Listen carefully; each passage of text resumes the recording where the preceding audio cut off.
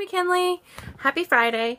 So I guess I'm going to answer your questions. I am a bit nervous because I'm not an open book and I don't like discussing real things and feelings because that shows weakness and stuff and all that things, you know. Yeah, anyway, let's do this because I need to get it over with or I'm going to cry and not want to do it.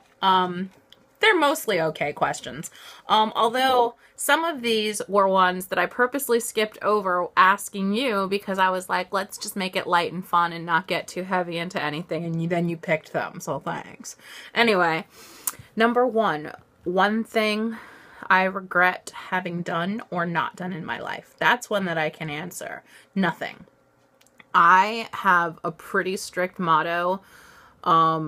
I think since I was like in middle school and I went into like YOU, which you know what it is, but for everyone else it was like this youth group, which sounds weird, but I'm not going to explain it. There's not enough time. But basically I just started living by the philosophy of no regrets.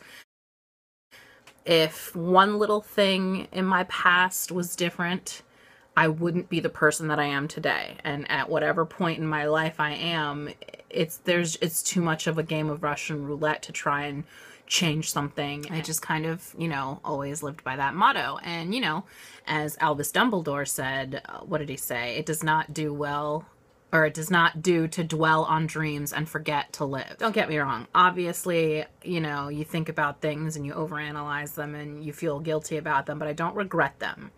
Anything that I've done in my past has made me who I am. And even if I don't like myself all the time, I am who I am, and that's who I am. Am I Popeye now?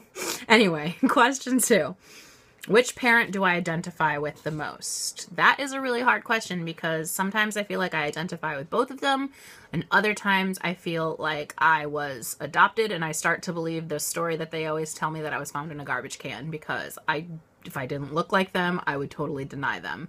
Sometimes. But I would say overall, now that I'm older and I see things differently than when I was younger, I probably identify more so with my mother. But it's one of those things where it's like there's somebody that you are a carbon copy of, but at the same time you are nothing alike. It's just weird. But I would have to pick my mother. Number 3. Who am I most envious of, real or fictional? Why? I don't know. I kind of, like, this is gonna make me sound like I'm such a depressed person, but I think I kind of am just, like, always envious of everyone. Real and fictional, if that makes any sense. Like, it's not, like, a negative envy, and even though envy is a negative word, it's one of the 7 deadly sins, but I feel like you can be envious of someone but not have it be like a negative thing. I mean, I don't know, but I honestly think they're almost everyone that I've ever met, there's something about them that I'm envious of. Just because it's my nature. I don't know. I'm starting to have anxiety. Like, I don't like it. What's the saddest song I've ever heard? That one I can actually give you an answer, except it's technically a 3-way tie. Every single one of these songs are old, and still to this day, after hundreds of times hearing them, I still do tear up at specific parts in all 3 of these songs. And I just realized that they're all country songs, so that's kind of funny.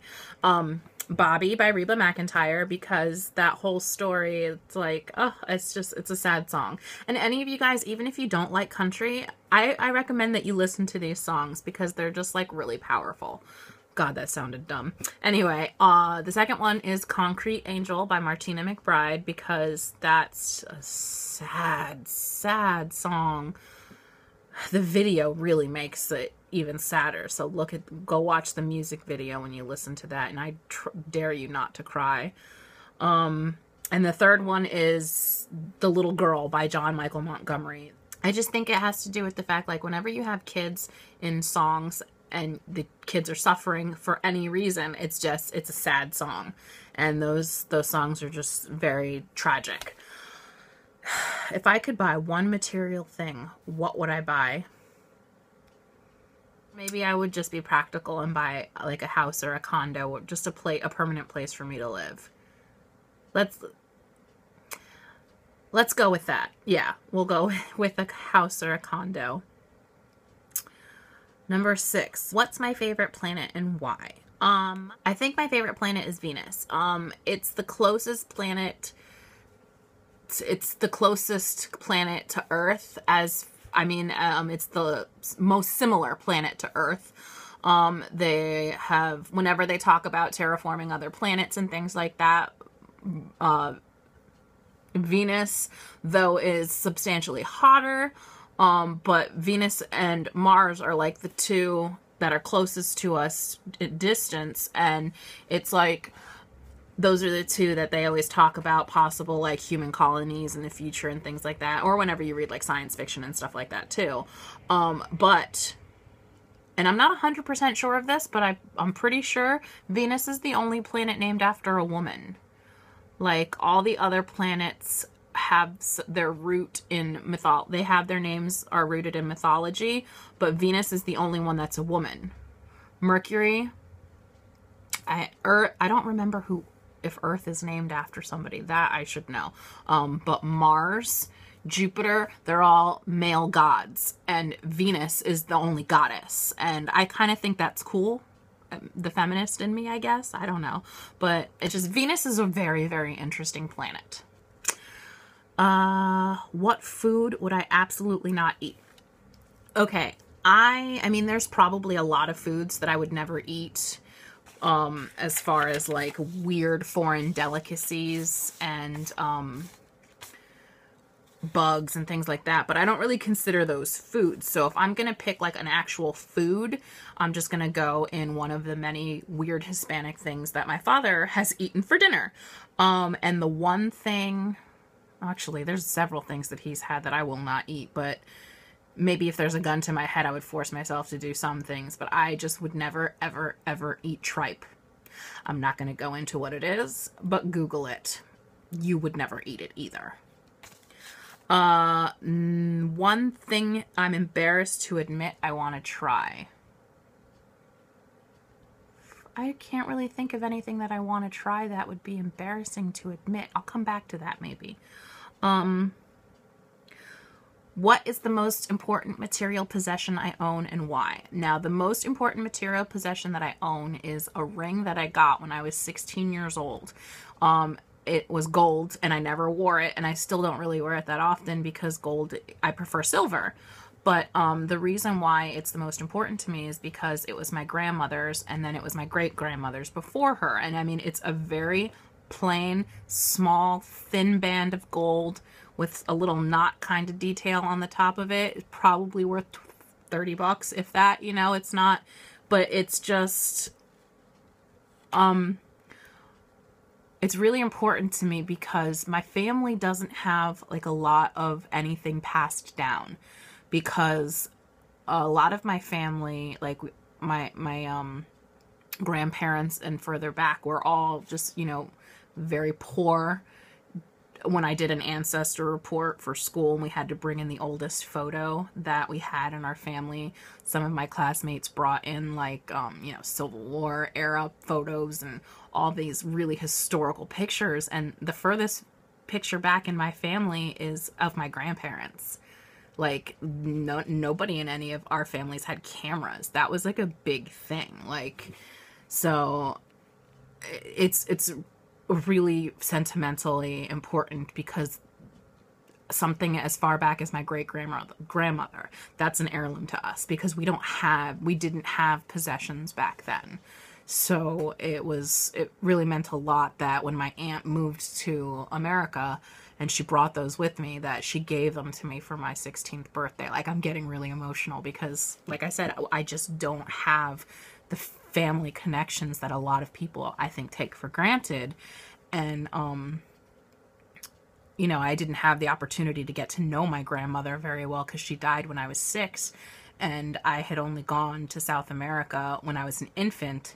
And then I have like one trip where I still remember actually like being there and meeting her. So it's really special to me. What is the most important memory I have and why?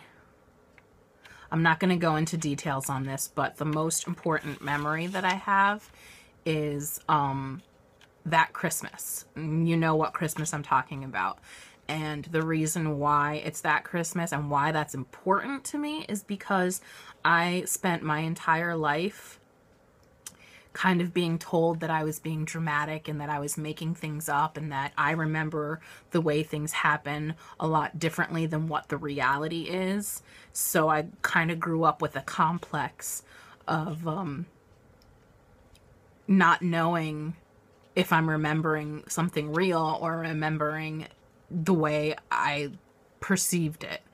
And as I've gotten older and I have other people who confirm things that have happened in my past, I know that I'm not crazy. Like, I do remember the way things are, and other people just deny it because they don't want to admit that they were shitty people.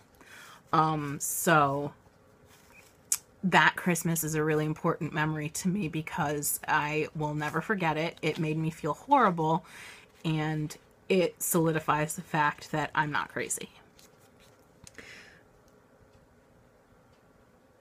Is there something I wish I said sorry for, but I never did? I don't think so.